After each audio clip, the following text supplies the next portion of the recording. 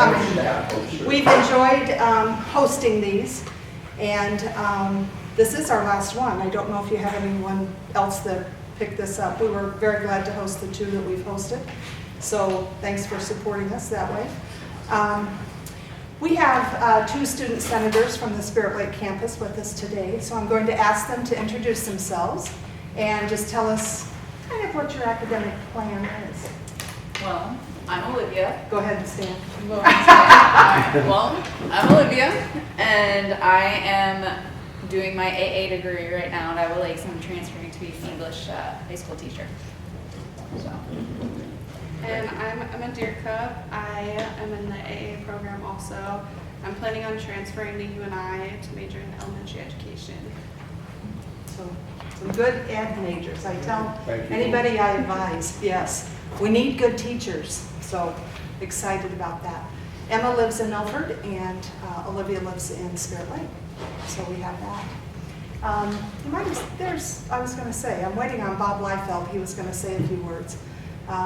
So you might have to say him at the end instead of the beginning. He was at the front desk. So I'm Mary Faber. I direct the Spirit Lake campus. And again, just want to thank you. So I did pick up the papers from the front, and we will go down in order. And people who want to have a topic and have questions, we will entertain those as we go through here. So there's Bob. Bob, did you want to say a few words? Welcome, everybody. I'm Bob Liefeld, Vice President here at Iowa Lakes, and it's great to have a nice showing, nice crowd, and support John. And I don't know what happened, John, but I do want to say welcome and thank you. Thank you for your support in Iowa Lakes, the education system. And John, thank you for your support and the funding and supporting the programs, both at the K-12 level and at the post-secondary level. It's always greatly appreciated. It's just an investment in our future of our employees, our kids, just everybody in our community. So thank you. And welcome everyone to Iowa Lakes. Yeah, great. Well, Gail Mayer's going to kick us off. Yeah, hi, I'm Gail Mayer, and I also happen to be on the Board of Pharmacy. Just got reappointed for another 3 years. Thanks for that. All I want to say, I really don't have any controversial things. I do want to appreciate the work you've done so far this year. House File 2507 had a lot of pharmacy stuff in it this year. Everything from tech registrations, telepharmacy outsourcing, prescription adaptation, emergency dispensing, immunizations. A big one is going to be collaborative practice, which will allow pharmacists to do more. You see Jason's nodding his head, he's heard of some of these. It's especially important in these rural communities. There's pharmacies in all 99 counties, and with pharmacists have a minimum of a doctorate degree now. It really does improve access, safety, convenience, that type of thing out in especially the rural areas where there's just less healthcare available in some of these areas. So I really appreciate the support we've gotten on those pharmacy bills. I know there's probably other discussion coming up over COVID-19 and some of these other things. I know Jason and I visited already. The board actually has a teleconference Monday morning. You don't think about it affecting pharmacy, but sterile compounding and stuff, we do wear masks and gloves and need cleaning agents and things. And we're having a whole statewide teleconference on it because of supply problems, and whether it's overreaction or just supply chain problems, we don't really know, but we'll deal with that Monday. And the last thing I wanted to say is over the next 3 years, we look to be pretty busy. The federal folks have established new rules at all 4 types of compounding, so that will be affecting us a lot here. E-prescribing is in over half of the states now, and I know there's been a little feedback from the physicians. I talked to 2 of them yesterday, and I think they kind of all get it now. A lot of it was directed by the feds to start with. Actually, there's some new practice acts coming out. Other than that, I don't have any problems or complaints, but I did want to thank you for working on it, just make people aware of how much stuff pharmacy actually does. That's it. It's a happy start. Well, I'll just follow up with that and say thank you all for being here on this nice, bright, sunny day. You certainly didn't need to come out of the sun into this beautiful room. I mean, this is a great room, great facility, in order to come and listen to one guy talk about stuff. But I really appreciate that you did. I want to thank the Student Senate for hosting us here today. That's very nice, very generous. I love to come to this thing and hear from you all and understand what your thoughts are, where you're thinking. Today I'm by myself, so I apologize for that. You'll have to listen to me, and there's much better speakers out there than me, so you'll have to endure me.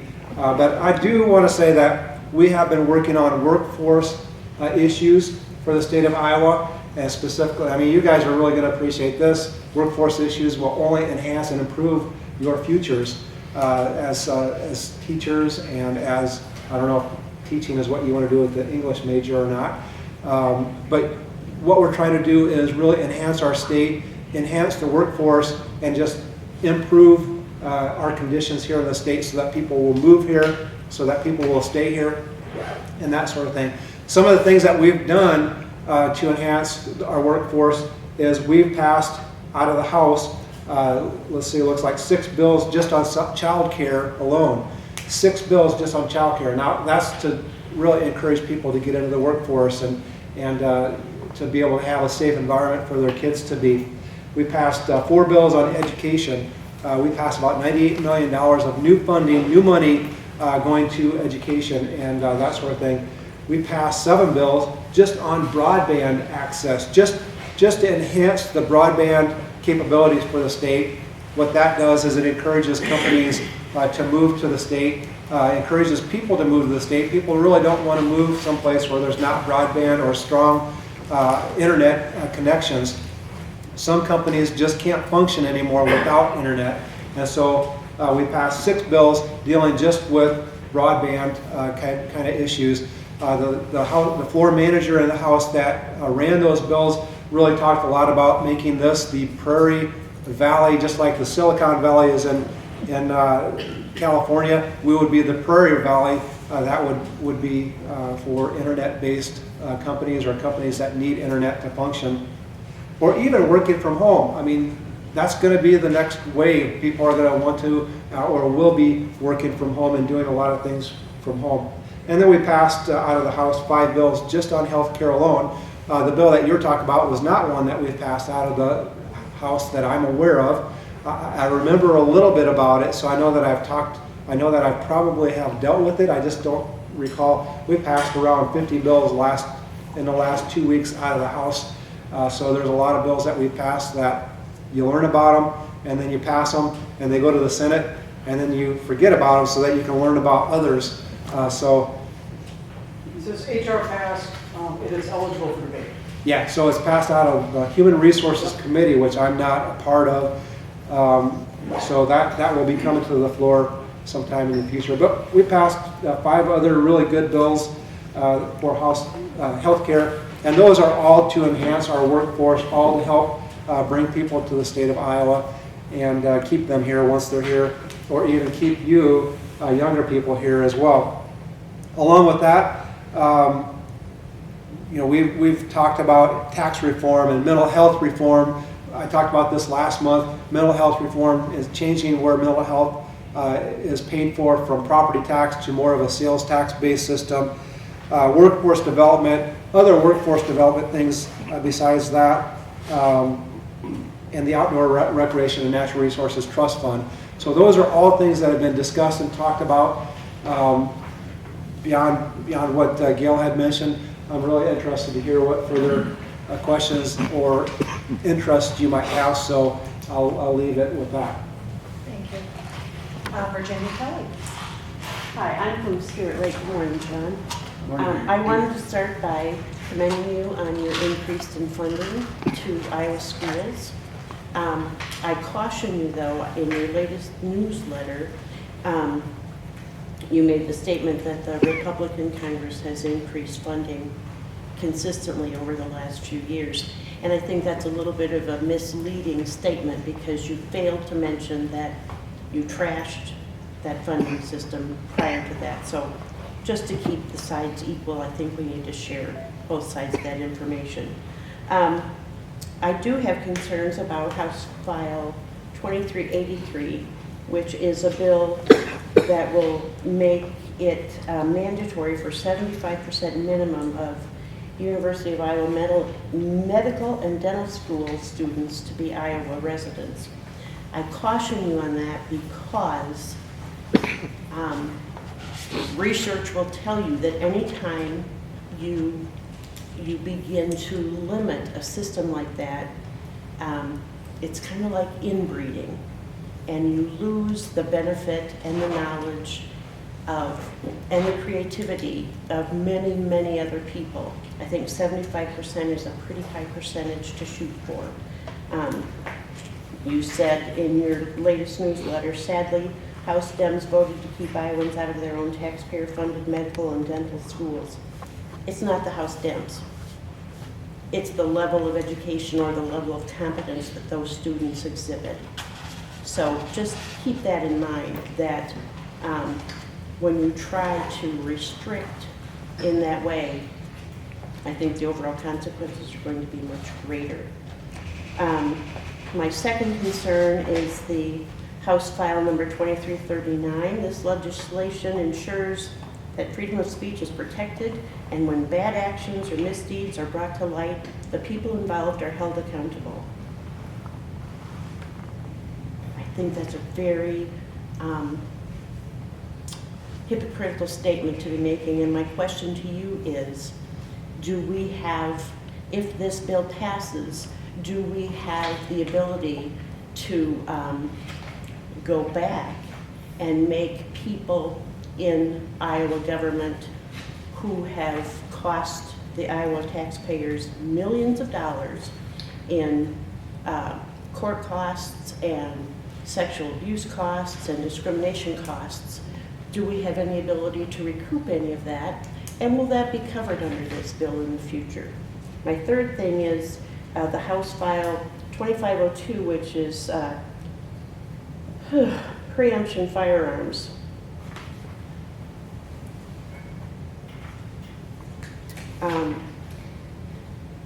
This particular file, I believe, deals with the ability of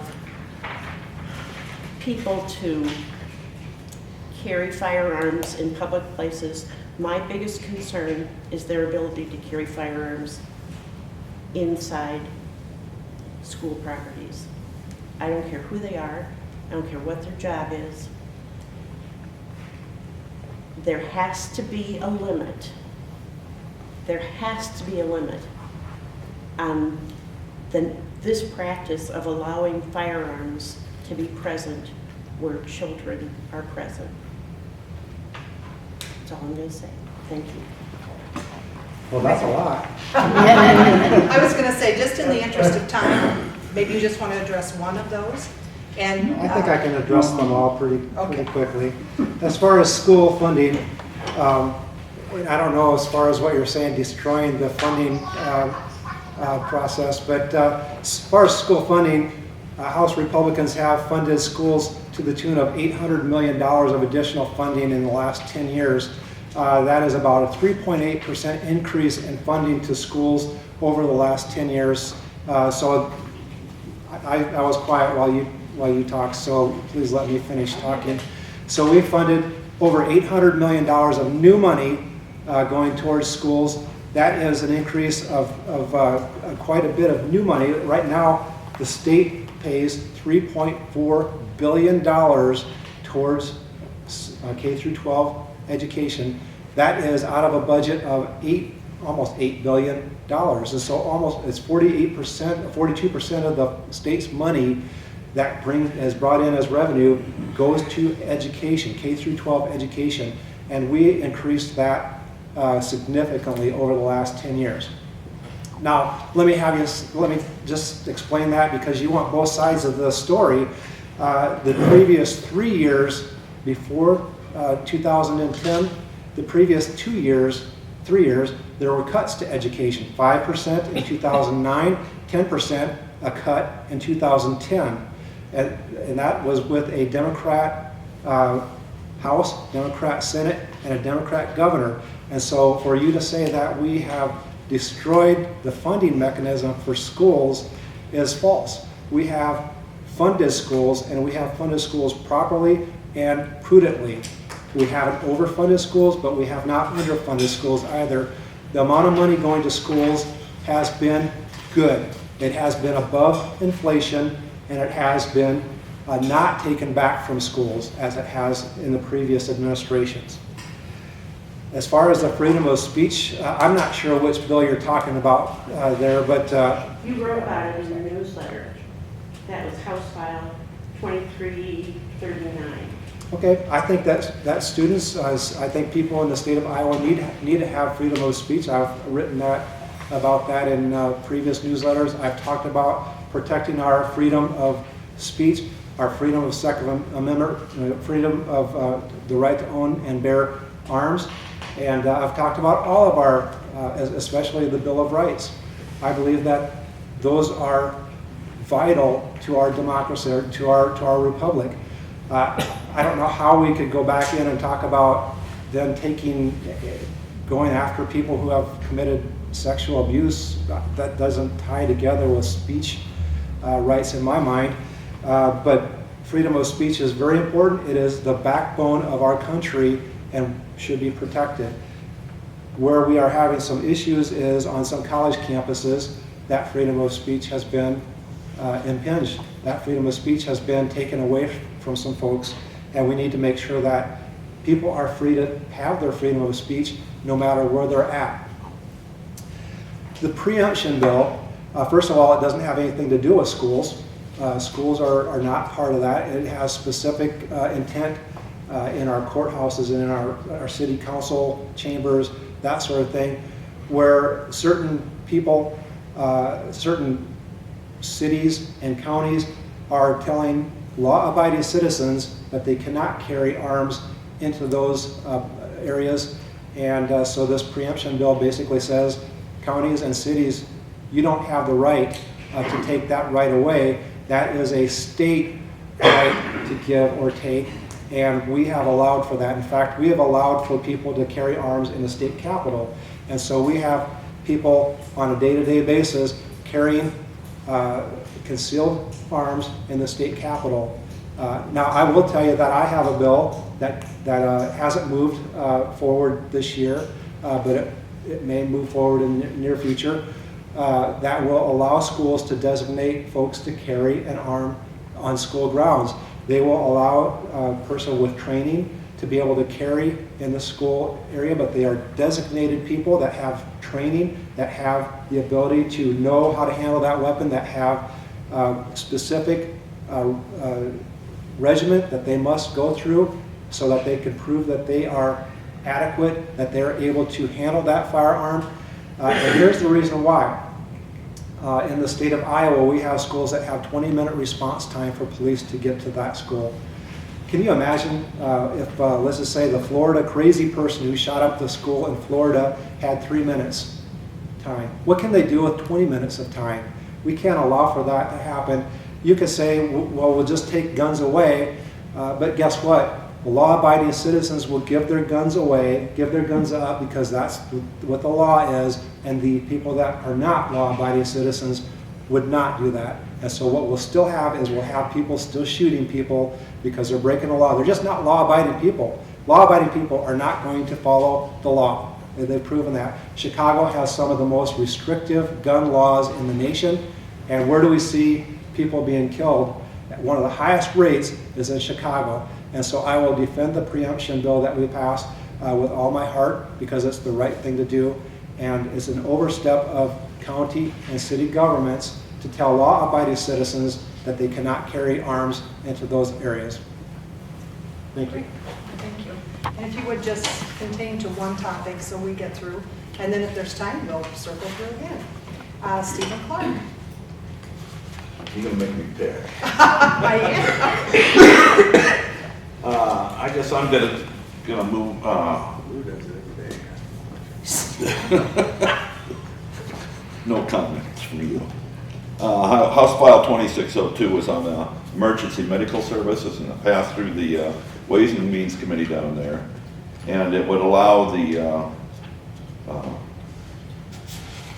supervisors by vote an option. It wouldn't be mandated. It'd allow them to vote by option to declare EMS services part of the current county essential purposes and therefore funded by the tax property, and it removes a 5-year sunset have to be redone again. And I just wondered where you stood on that. So right now, our EMS services are vastly underfunded in the state. In fact, part of the problem is that the training regime that people on EMS services, I think is fire, first responders, EMS, paramedics, the whole thing. They have, an EMS person has about a 40-hour training per year. So can you imagine that? You have to take off work to go to training, or you have to do that on several weekends. That's a huge time commitment. And so, number one, we're having trouble even getting people to volunteer for those services. But number two, the funding is just not there. And how do we go about funding for this service that we all agree is a really important service, and the state of Iowa really doesn't have a mechanism for dealing with that on a state level, and nor maybe should it. Maybe the counties should be the ones that are really the go-to people that say, we want this service, we want X, Y, and Z service because it's best for us, and that's what our people want. And I think that's really the right way to think about it.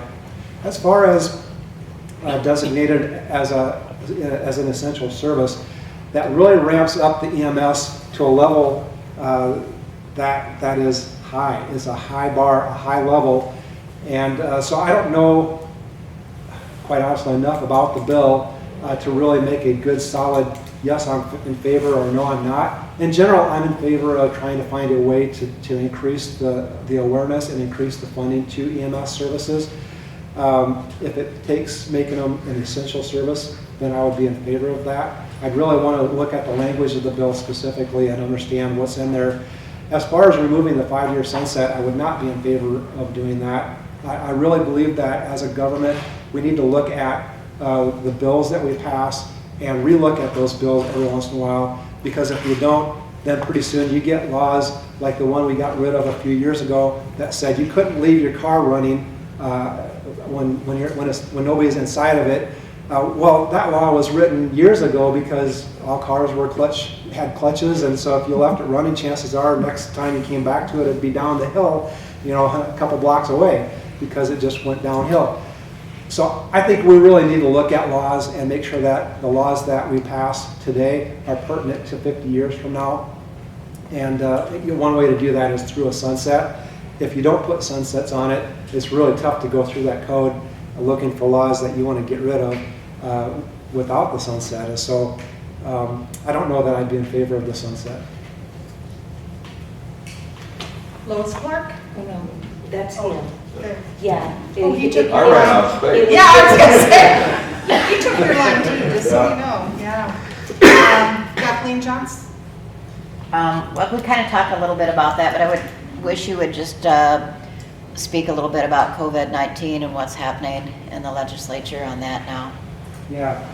Well, the governor and I talked on Thursday morning, and so one of the things that she is very concerned about is the COVID-19, the coronavirus, and making sure that the state has a good response.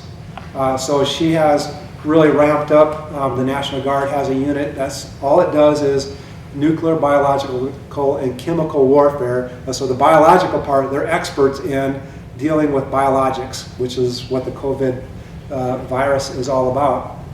And so they're on notice. They're actually a full-time unit. They're on notice that if there's a coronavirus or a COVID-19 virus outbreak, they can respond and be there. They know how to decontaminate. They have all the protective clothing and all that sort of thing.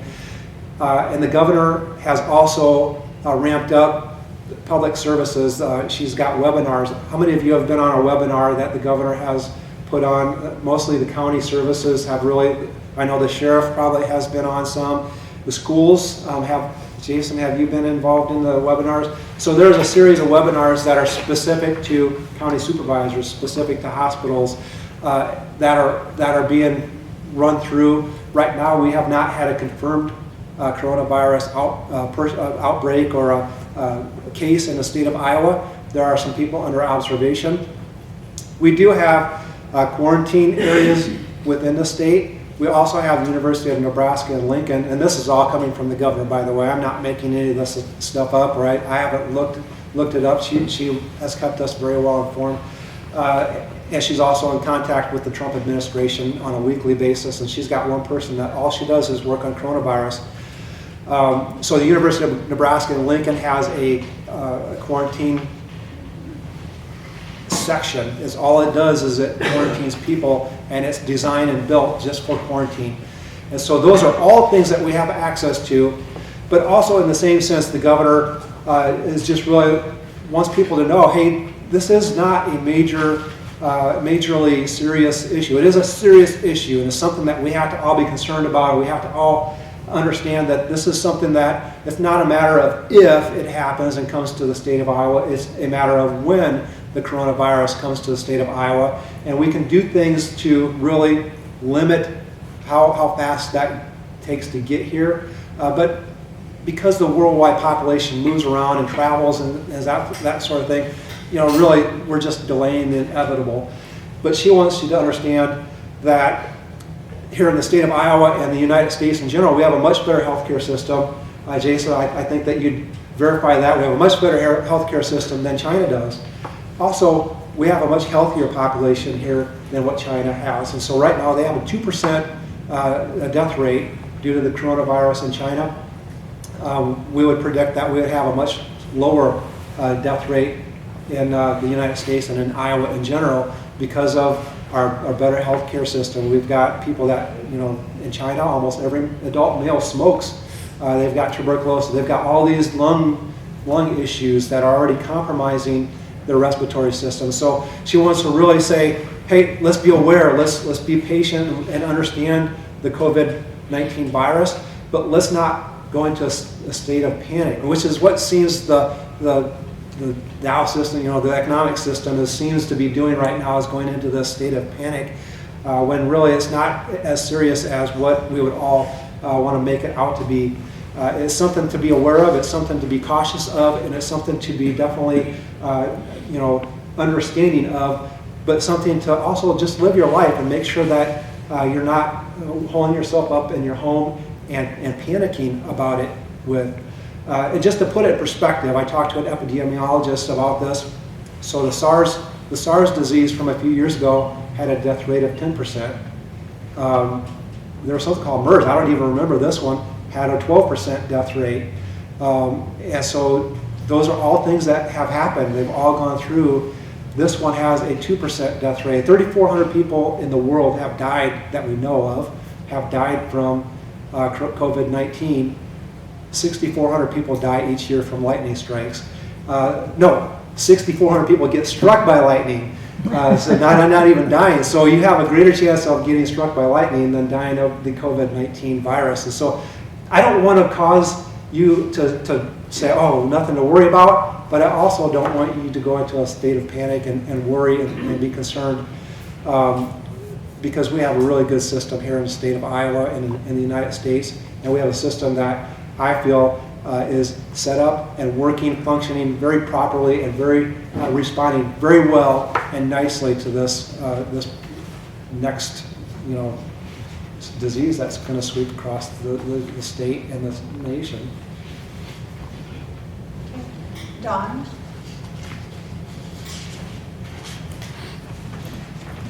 Don Brooker, Spirit Lake. Oh, you have to choose one, too. I do. You do? Okay. Is the state taking any preliminary steps for the economic slowdown that more than likely could hit, probably will hit our state because of this disease, that we're not going to panic about, that we're just going to be aware of and not really take it too seriously, the way it sounds? I never said that. You put your words in my mouth. I said don't panic, but be cognizant of the disease and understand that it's a serious disease that is causing a lot of panic in the nation right now. As far as economic slowdown, right now we will have a Revenue Estimating Committee meeting on March 12th, next week, in which we will find out how our economy is doing. We fully expect our economy to be moving along just as nicely as it was in December when we had a Revenue Estimating Committee meeting that said we were above revenue estimates from last October. And so our economy is moving along nicely. Now we just had the USMCA passed by Congress.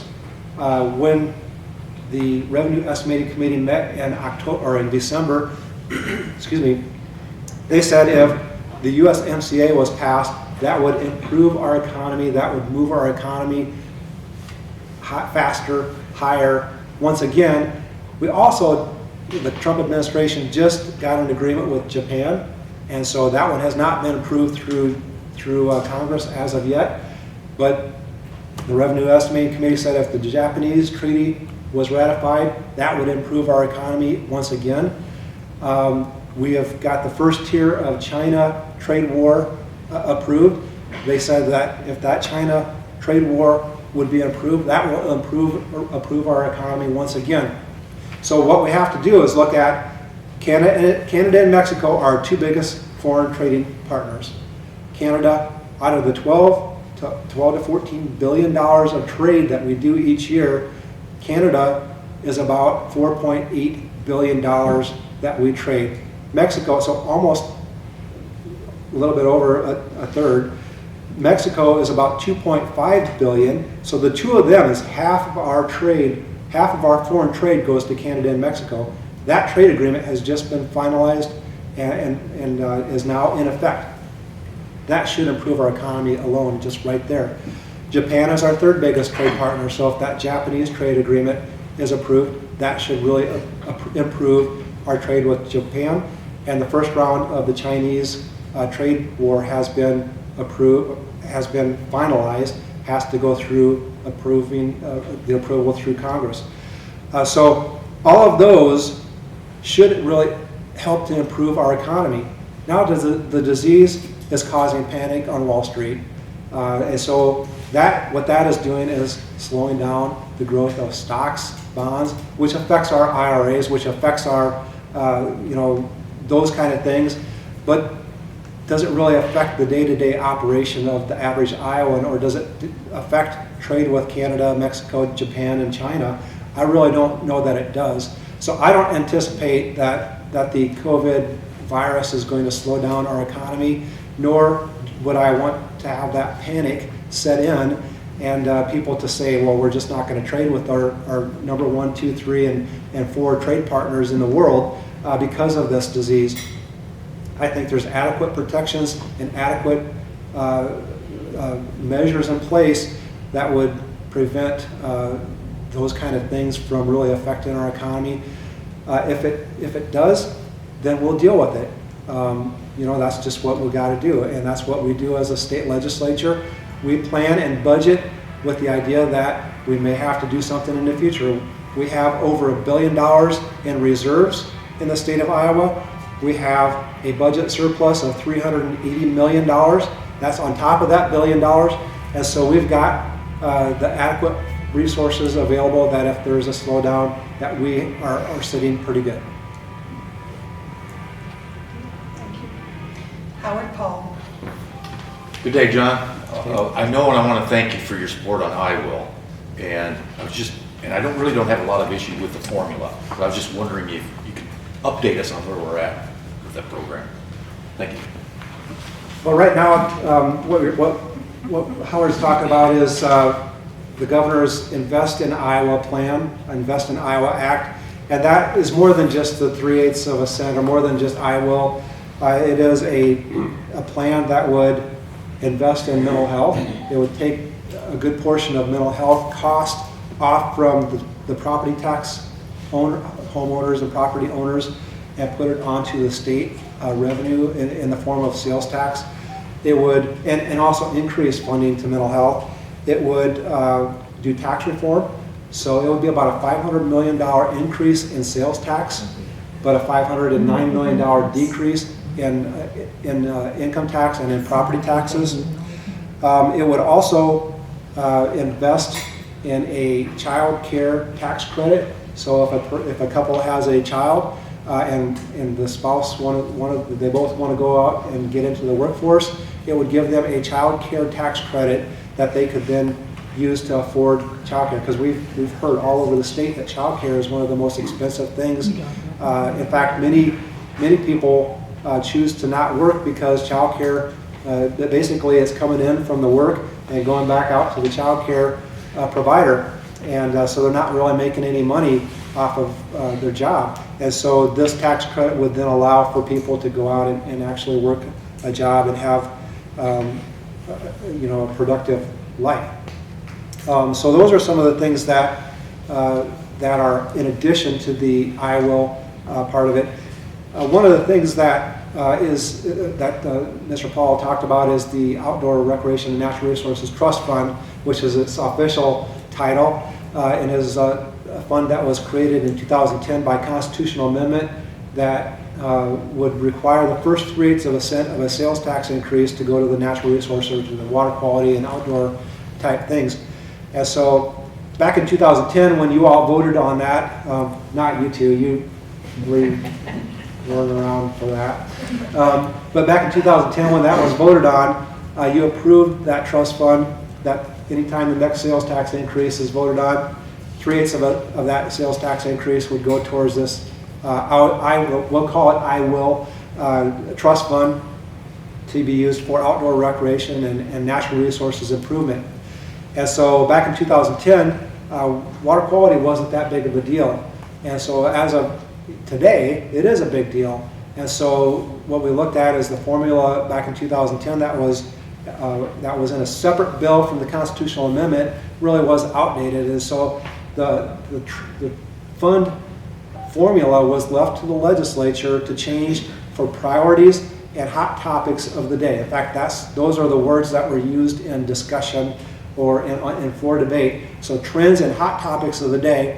Well, trends and hot topics of the day, water quality is a trend and hot topic of the day. And so working with a lot of folks, a lot of key stakeholders have really adjusted the formula to deal with water quality issues. In fact, the old formula method would have put about $60 million towards water quality.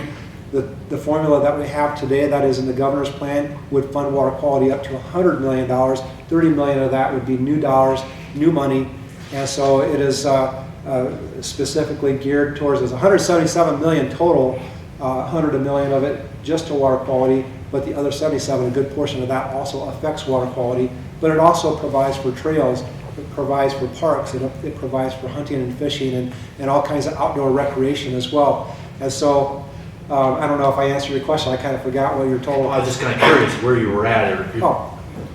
I was getting there. So where we're at. So the governor proposed this. It came out in January. And so just Wednesday, the Senate had a subcommittee on it. And there was about 100 people, which if you know subcommittees in Des Moines, 15 is a lot of people. There was 100 people at this subcommittee. 40 people were able to speak during the time that they had allotted. One person spoke negatively about it. And so that subcommittee is a kind of a major step forward. Every bill has to go through, it gets assigned to a committee, that committee assigns a subcommittee, and that subcommittee is where people can actually speak out about a bill or talk about a bill and that sort of thing. And then it goes back to the committee. If it's approved, that committee will then vote on it and vote it out of committee, and then it goes to the House floor for a vote of the House. Well, so now it's gone out of that subcommittee. It has not been approved, so those subcommittee people have not signed on to it as of yet. They don't have to sign on to it. It is something that can last to the end of session. But that subcommittee, right now they're probably just looking for input and thoughts and understanding of what they heard at the subcommittee. The House has not had a subcommittee as of yet. And so that's kind of where we're at. That's in the process. My prediction is that this is something that is it's a huge bill that covers so much. And, I wouldn't doubt that Mr. Parks will have something to say about it here in a little bit. And there's people that want to talk about it and have offerings on both sides of the issue, pro doing this, against doing this, some people that would like tweaks here or there. And so the governor is fully understanding that the plan as presented, if it comes back to her, won't come back the same plan that it is today. So right now, the biggest hangups, I did a lot of work last summer, 15, 20 meetings down to Des Moines, working on that formula, working on the policy of just the I will. In fact, I worked on it so much I got to start calling it I wills. Don't film that.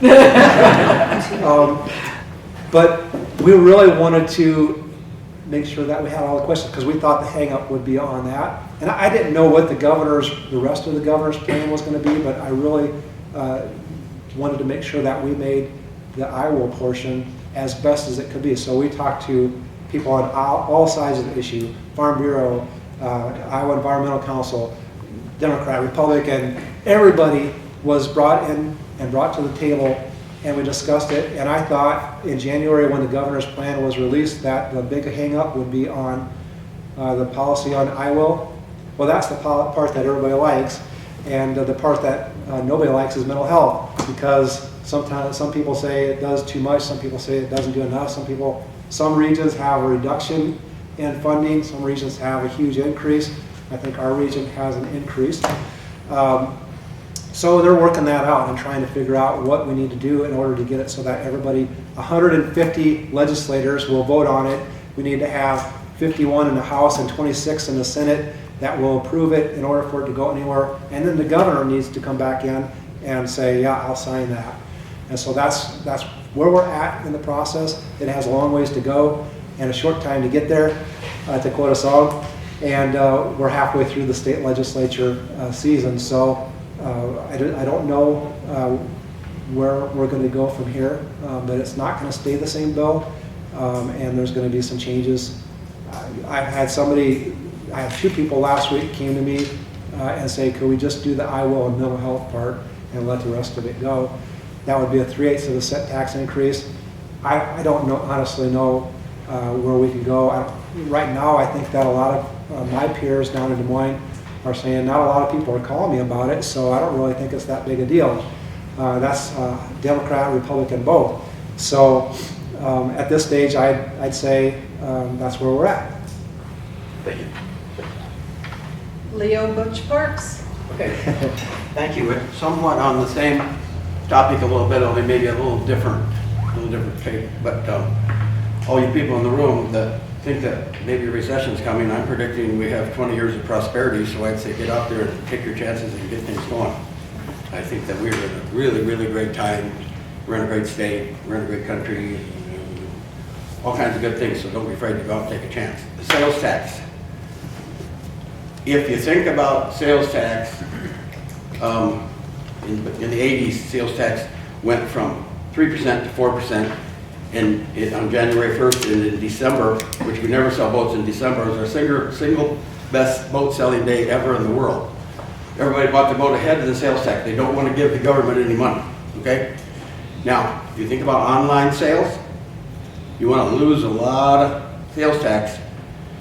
That's this, raise it up to 8%, and you're going to collect half the tax you've been, because then you make one phone call out of state or you're online out of state, they ships in, and you pay no sales tax on anything. So, and that has grown into incredible amounts of things. Just look at Amazon, you know. So, don't raise the sales tax, lower the sales tax.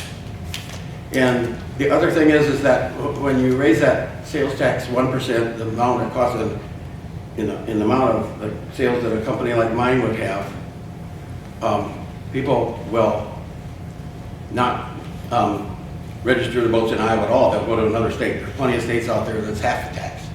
And a $100,000 boat's not uncommon anymore. And so a $100,000 boat in Iowa is $7,000 tax. In South Dakota, it's $4,000 tax now. You tell me what people are going to do. So we're going to go downhill if you raise sales tax. If you lower sales tax, then we'll catch from out-of-state people. They'll come here to do it. Also, if you raise that a penny, you're going to take it directly away from people that work for us, because it's going to cost our company.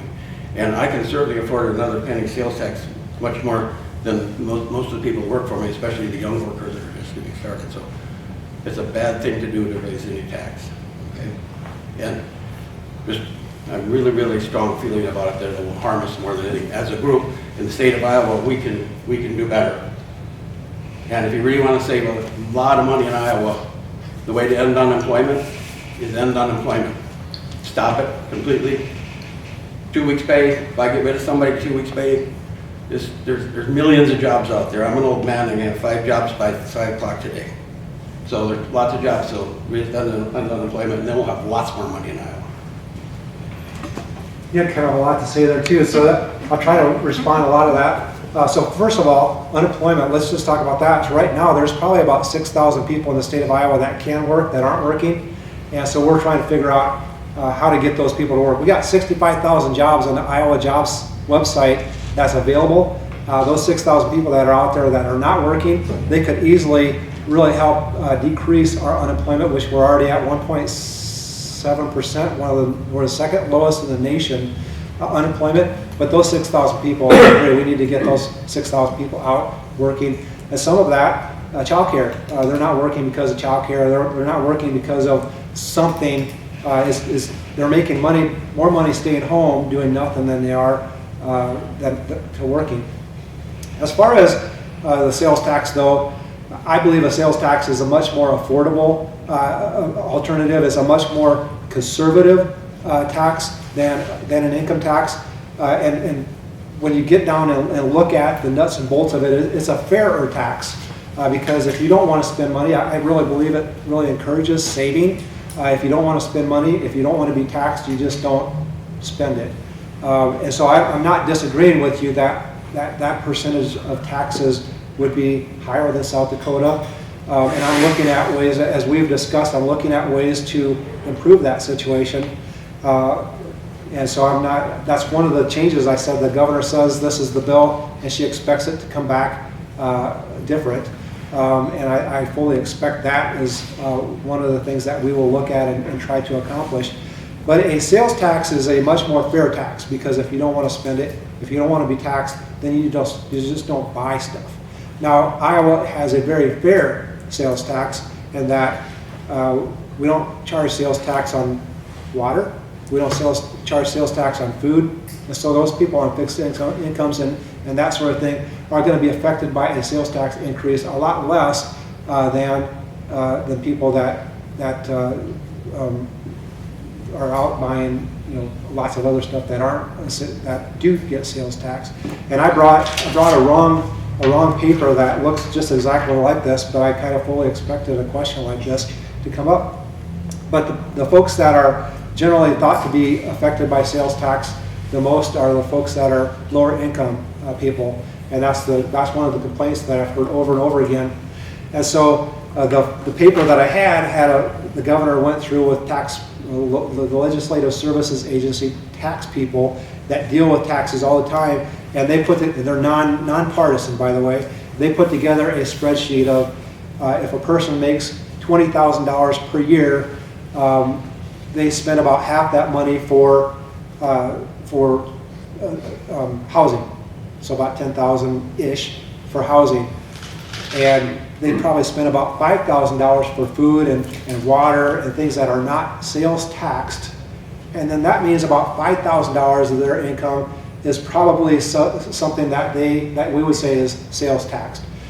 Well, her figure was about $3,000, so I can't figure. I don't know the exact numbers of how she arrived at that because I brought the wrong paper, but that means about a $30 increase in taxes for that lower income person. $30 of increase, or about the price of a bottle of Coke each month. And so that's really what we're talking about. And my response then is, but everybody in the state of Iowa is going to have a better quality of life, and everybody in the state of Iowa is going to benefit from better water quality. And shouldn't everybody pay for a better quality of life and a better standard of living and better water quality? Isn't that really what we should be looking at? And so that's where I would say that sales tax is a little bit more fair of a tax. On top of that, this is kind of a little bit outside that stream, but by increasing $500 million of sales tax, that will bring in that much revenue. That, when we did a tax reform 2 years ago of about $600 million, we put some triggers. One of those triggers is that we have to have $8.3 billion of revenue come into our state in order for that tax cut to happen. So if we increase $500 million by an increased sales tax, we will trigger, and it will end up being $1 billion of tax reform in 2023. $1 billion of tax reform. Now some of that is a shift away from income and property taxes and to that sales tax, but $1 billion of tax reform, that's something I'm really excited about, because I think that again goes to our state's economy and to what you're talking about, Mr. Parks, as far as just spurring our economy further and faster. Can you imagine what Iowans will do with an extra $1 billion just rummaging around, and what we could do in the state of Iowa if we already have 1.7% unemployment, where we're going to be at when we get child care out there, when we get education things finalized and fixed and having the greatest education system again, when we get broadband out there, when we get health care fixed and really moving along, we're going to have an economy in the state of Iowa that is going to rival other states and more. And so I agree with you, Butch, is that the next period of our lives, your lives, because I think that you're the youngest people in the room, is going to be so great. And I look at the state of our future as being among the best. And I can't even imagine what your lives are going to be like in the future because of the things that we're doing today. Jason? First of all, I apologize to everyone in the room because I'm the only person that could care about this topic. So, House File 2438, John, actually will come up tomorrow. It's on the calendar for debate. From most of the hospitals in the state, there'll be an amendment offered to that bill. So the bill has to do with collection of hospital data and use of it by the state. Most of the hospitals in the state would like to have that bill amended. And the amendment would essentially give hospitals more voices in the request for proposal process. It would also delay it, I think, about 4 months. If that amendment doesn't get accepted on the floor, I would tell you from Lakes Regional Healthcare's perspective and most hospitals in the state, I would ask that you oppose the bill if it isn't amended. So tell me more, because we talked about this before, but tell me again. We did. So there was a bill that passed last year that the state wanted to send out for a request for proposal for a vendor to provide this collection and analysis of healthcare data, essentially. And so there's been a couple of bills to kind of change the timeline of that effectively. So part of it's changing the timeline. Part of it's who gets to be on the task force in terms of providing feedback and in terms of what's included in the request for proposal.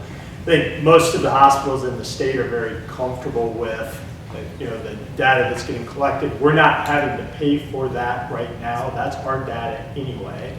And so I think there's some real concern about that. So it's really the amendment to the bill tomorrow would be to change that timeline and to add additional voices to the task force. So the gist of this, if I just correct me if I'm wrong, but probably what we talked about last year where we did this was privacy. Is it a privacy issue?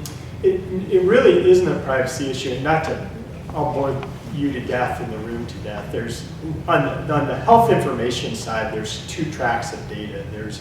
There's what I call health information exchange data. That's basically real-time data that if you ended up at the hospital in Des Moines, that it provides a mechanism to freely share that data from other hospitals. That's not what I'm talking about. Okay. But there's a privacy concern around that clearly. So the data that I'm talking about is really inpatient and outpatient data from hospitals in Iowa that's used for, there's 100 different things that it gets used for. And you don't collect social security numbers, you don't collect names? No, all of that's scrubbed before it's collected today. The bill that I'm not on Human Resources Committee, so we have had a little bit over 3,000 bills this year. So what I'm trying to figure out here is exactly what we're talking about. I can't know everything on 3,000 bills. So I think I've got it down. Last year we did a bill and it passed, and it basically was a bill that all of you should be concerned about, or all of you should want to know about. It was on data collection, and it was more about privacy. It was about keeping your information private, and some things that maybe like we limited it, said you can't collect social security numbers, you can't collect names, you can't collect birth dates, you can't collect all this stuff. And so that has, maybe an unintended consequence of that bill is what you're talking about. And I always say that every bill that we do has an intended consequence, what we want to happen, and then it has also unintended consequences that we often don't see until after it's done. And so this bill is more than likely a bill to correct, maybe to try to help fix. Yeah, and I'll shoot you an email on it specifically, Yeah. because it gets to be a little bit technical, and so I apologize for that. So I'll shoot you an email. If I might, I'd like to, you didn't answer the question earlier about the University of Iowa, the 75% requirement for. Yeah. So anyway, I'm kind of passionate about this, so I thought I might just add my 2 cents on it. But so the University of Iowa, irrespective of whether we require them to take 75% of their medical students and residents from Iowa, has a very, very poor track record of their medical students and residency graduates ending up as physicians in Iowa. So I would even go as far as to suggest to you that I'm not sure the University of Iowa sees it as their responsibility to put physicians back in the workforce of Iowa. So I don't say that to necessarily say that 75% of who they take should be Iowa kids. But I can tell you as a father of a son who just went through that process, that there were 5 public institutions that he applied to that sent him a nice letter back and said, you're not from here, you don't have a connection here, we feel a responsibility to put physicians back in our state, thanks but no thanks. So, you know, to have, some threshold of Iowa kids, and you look at my own medical staff, I would go as far as to say that 80% of my medical staff grew up within 90 miles of here. That's why they came, that's why they stay. And so I think just to be thoughtful about that, and I think the University of Iowa needs to be held accountable as part of their strategy of how do we put our students, regardless maybe of where they come from, what's our strategy to keep them in Iowa, to keep access to healthcare in Iowa.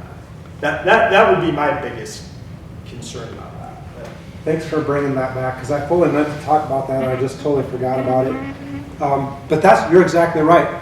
That bill requiring the University of Iowa medical and dental schools to require 75% of students is a workforce development bill, as much as it is anything else, because we know that 89 or 80-some% of the students that attend from Iowa, they're Iowa students, they attend the University of Iowa Medical School, they'll stay in Iowa. We know that for a fact. We know that guaranteed. They will stay in Iowa. Right now, University of Iowa Medical School has about 66% Iowans with 5,000 applications a year. So I don't think we're going to water down the University of Iowa Medical School with unqualified applicants. We've got great applicants. They only have 150 doctor medical school students slots each year.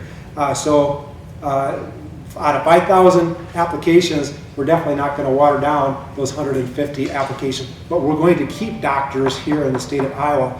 And just to kind of bolster what Jason had said, University of Kansas has a 90% requirement. So 90% of people that attend the University of Kansas Medical School must be from that state. And so I don't think we're unreasonable by doing this. Here's the deal.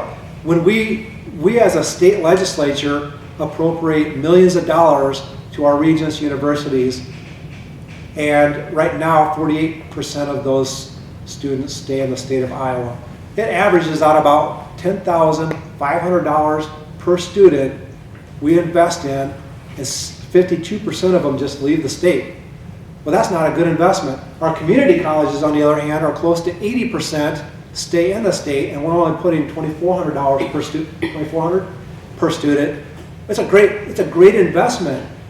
Well, if we're going to put $10,000 per student, I don't think it's above or beyond the realm of saying a certain percentage of those has to be Iowa residents, because we know they'll be more likely to stay here. Well, I have proof of two things. One, we're out of time. And two, you got a lot of things still to talk about. So I want to thank you. I want to thank our student senators for supporting this effort. And John, thank you for attending today. I'm sorry you had to listen to me. Is there anything you want to say in closing? I'll keep it short because I want to get out and enjoy the day, because it's a great, fabulous day. But thank you for being here. Thanks for the great questions. And I appreciate being here and hearing from you. And let me know. You don't have to wait. You don't have to wait for this day. Let me know what your thoughts are, and go enjoy the day.